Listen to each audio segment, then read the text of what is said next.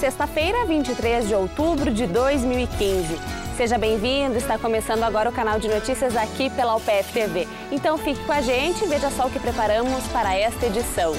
O governador do estado, José Ivo Sartori, cumpre agenda em Passo Fundo.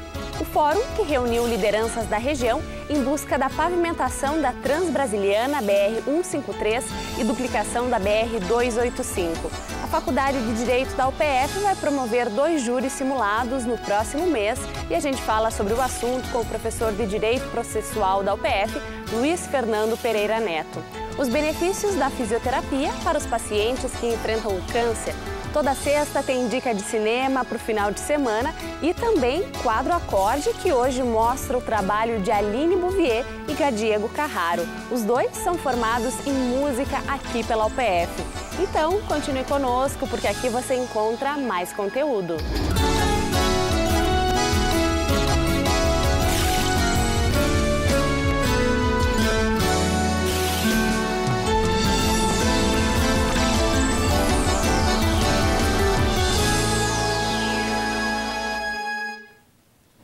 O governador do estado, José Ivo Sartori, está cumprindo um roteiro aqui pela região. Ele chegou a Passo Fundo esta manhã, acompanhado de secretários.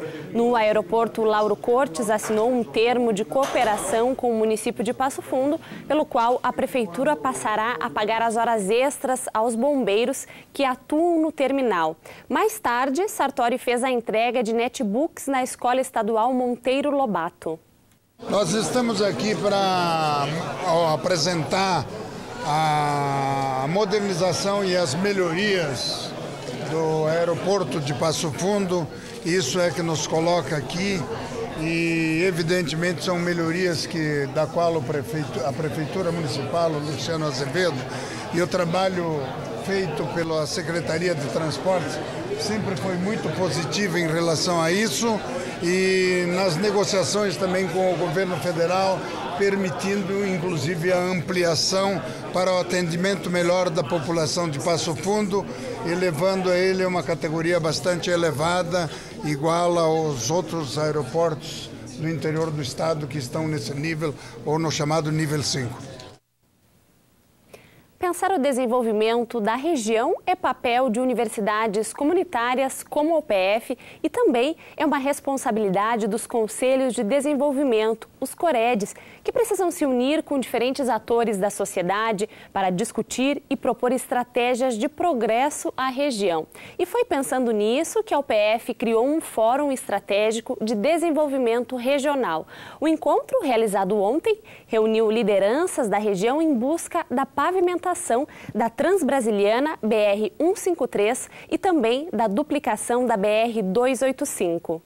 O EVTA é um estudo de viabilidade técnica, econômica e ambiental que prevê a duplicação da BR-285, trecho Passo Fundo-Carazinho, e também a pavimentação da BR-153, mais conhecida como Transbrasiliana, trecho que liga Passo Fundo a Erechim. Esse estudo foi apresentado ontem à tarde no Fórum Estratégico de Desenvolvimento Regional, organizado pelos COREDs Produção e Norte e liderado pela UPF.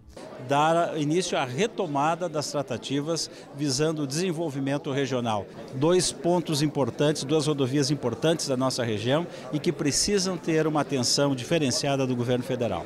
Todas as obras foram ser realizadas, porque aquela primeira parte que foi feita a duplicação, na verdade, ela não veio em conta a necessidade da comunidade da região. Então, nós queremos acompanhar desde o início o projeto. O estudo foi apresentado por engenheiros do DENIT, o Departamento Nacional de Infraestrutura de Transportes, e contou com a presença do superintendente regional. Para que a Transbrasiliana seja asfaltada, o trabalho precisa passar por uma segunda fase, que é a de projeto. São de 6 meses a 1 ano para que essa fase seja concluída e para que a contratação da empresa aconteça. Uma obra assim leva cerca de 3 anos para ser executada. Agora nós temos a possibilidade de fazer o projeto da rodovia, que é a implantação dela.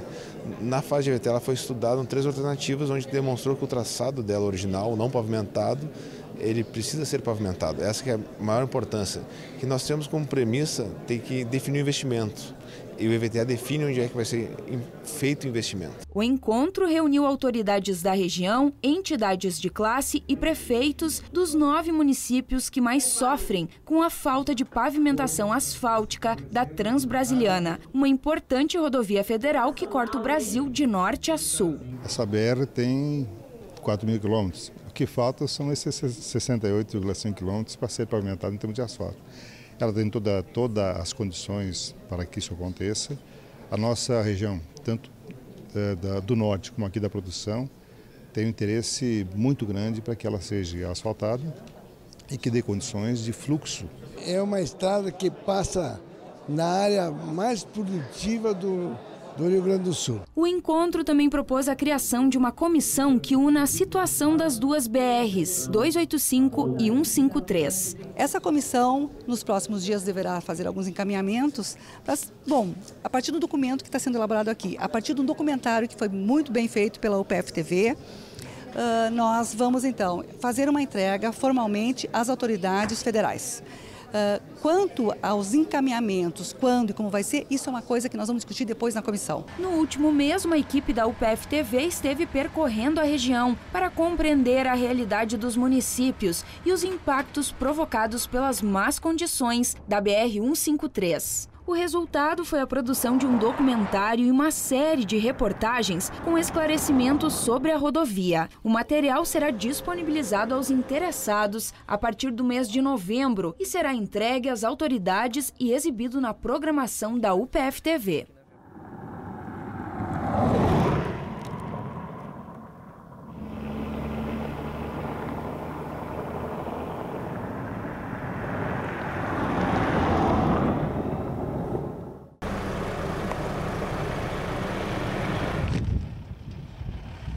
Bom dia, tudo bom? Faz tempo que o senhor trafega por essa Transbrasiliana? Muitos anos. Muitos? Quantos anos? Mais de 20 anos. Mais de 20? Mais. E o senhor passa por aqui por quê?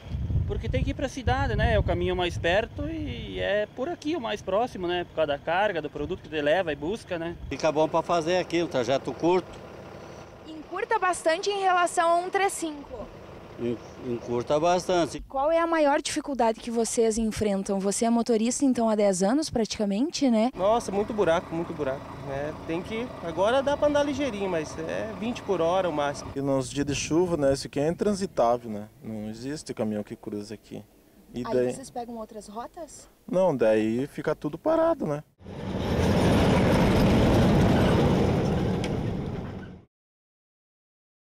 A UPF, através da Faculdade de Direito, vai promover 2 júris simulados. Um no dia 7 de novembro, em Passo Fundo, no auditório da Faculdade de Direito, e outro no dia 14 de novembro, no Fórum de Lagoa Vermelha. E para falar mais sobre esse assunto, a gente conversa agora com o professor de Direito Processual da UPF, Luiz Fernando Pereira Neto. Seja muito bem-vindo ao UPF TV, professor. Obrigado. Professor, nos dê mais detalhes, então, desses júris simulados. Qual que é a proposta, então, de realizar esses júris? Bem, se trata de uma atividade da disciplina de Processo Penal 3 da Faculdade de Direito e que, nesse ano, então, os acadêmicos do 8º nível atuarão na função de protagonistas no Tribunal do Júri, no sentido de 3 equipes que a gente divide a partir de 2 casos reais. Uma equipe judicial, que é composta pelo juiz, pelo escrivão, pelos oficiais de justiça, e uma equipe de acusação que faz as funções da promotoria de justiça, mais um grupo de colegas, e por outro lado ainda um outro grupo de defesa, de defensores, de advogados de defesa, todos acadêmicos do mesmo período, que então nessas funções se ocupam de processos reais, que aí então, estudando, desenvolvendo teses, vão ao plenário de julgamento e trabalham. Também, claro que tem a função do réu, um dos colegas ocupa a posição do réu que está sendo levado a julgamento, né? E aí, a partir disso, se exercitam todas essas habilidades inerentes ao Tribunal do Júri, que é o desenvolvimento das teses, tanto acusatórias quanto defensivas, e depois ainda com a possibilidade da equipe judicial também trabalhar enquanto juízes, formatando a sentença, presidindo a própria sessão de julgamento, né? né? Encaminhando os quesitos, que são as perguntas que são encaminhadas aos jurados. Tudo é uma série de detalhes que colocam na prática algo que nós aprendemos teoricamente dentro da sala de aula. Quantos alunos devem ser envolvidos? E essa é uma prática tradicional na Faculdade de Direito? Sem dúvida, é uma prática muito tradicional.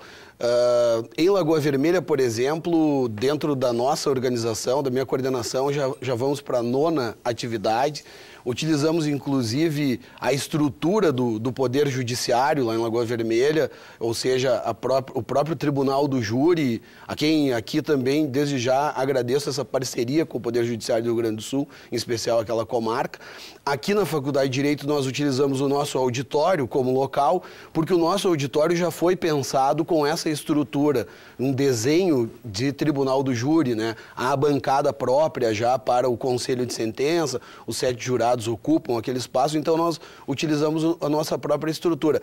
Mas, sem dúvida, é muito tradicional, desde o início da Faculdade de Direito se processam esse tipo de sessões de julgamentos simulados, porque efetivamente é isso que vai dar ao acadêmico o seu treinamento e o desenvolvimento da habilidade como um todo, para que depois, então, ocupe essas funções, seja numa carreira pública, através de um juiz, de um serventuário, de um promotor de justiça, até mesmo um defensor público, né? Como também através da advocacia criminal, que muitos também optam por ela. Além de trabalhar aí a oralidade, o que mais essas atividades com casos reais, então, trazem de contribuição para esses futuros profissionais?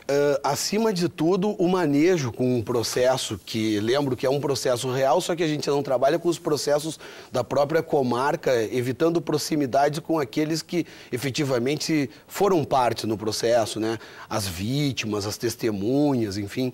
E então a gente sempre troca, por exemplo, agora o de Lagoa Vermelha aconteceu em Passo Fundo há vários anos atrás.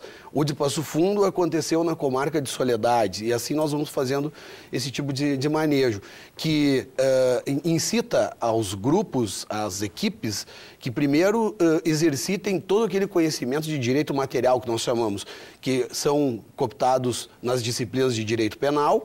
E aí o processo penal vem a ser justamente o instrumento que você coloca isso na prática. Então o aluno faz uma espécie de um recapitulário de tudo aquilo que obteve nessas disciplinas e coloca na prática através do estudo de um processo, através da criatividade, através do desenvolvimento das teses, como eu disse, de fazer com que se entrecruzem, por exemplo, contradições em depoimentos, estudos com relação à perícia. Então se envolve muitos dos nossos professores que são promotores de justiça, juízes, defensores, os alunos acabam perguntando opiniões de todos quanto a isso. Até mesmo professores de medicina forense nossos são convidados a explicar os laudos periciais, etc. Há um envolvimento muito grande, tanto das turmas, que isso dá em torno de 100 alunos, quanto de todos os demais que fazem parte dos conselhos de sentença, que eu lembro aqui que são 25 jurados em cada um dos conselhos, e desses 25 nós sorteamos 7, com uma peculiaridade ainda importante. Lagoa Vermelha, por exemplo, nós estamos convidando todos os demais cursos para formarem o Conselho de Sentença. A comunidade vai poder participar, então? Sim. O convite aqui é extensivo a toda a comunidade para que assista. Então, no dia 7 e no dia 14, ambos às 9 horas, dia 7 aqui em Passo Fundo e dia 14 em Lagoa Vermelha. Em especial os nossos alunos que têm as atividades complementares a serem cumpridas. Mas, como eu disse, como o Conselho de Sentença ele vem da própria comunidade, são pessoas que fazem parte da comunidade que são sorteadas, nós convidamos acadêmicos de outros cursos também, pedagogia, contábeis, administração, lá em Lagoa Vermelha, para que também nos auxiliem nessa importantíssima atividade para a formação dos nossos alunos. Tá certo. Muito obrigada pela sua participação aqui no canal de notícias e um ótimo trabalho. Obrigado. E a Prefeitura de Passo Fundo é finalista do Prêmio Gestor Público 2015, promovido pelo Sindifisco e pela Afinsverc, entidades representativas dos auditores fiscais da Receita Estadual do Rio Grande do Sul. O município concorre com 3 programas: Programas Escola de Hackers, Bairro a Bairro e Olhar de Criança. Em 2014, a administração municipal já havia sido premiada com o programa Meu Bebê, Meu Tesouro.